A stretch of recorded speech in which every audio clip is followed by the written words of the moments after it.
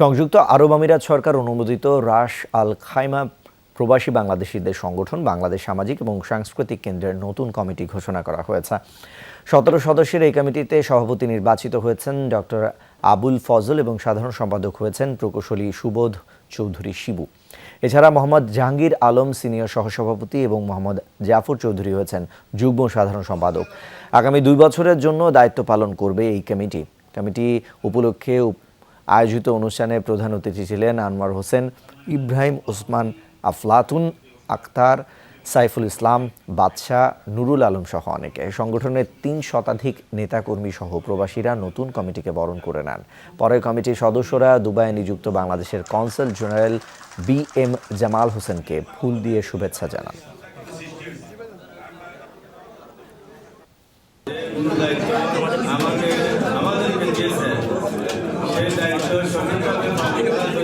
সুন্দর মনোরম পরিবেশ একটি ভালো একটি কমিটি আপনারা উপহার দিয়েছেন, সেই জন্য আপনাদেরকে ধন্যবাদ জানাচ্ছি।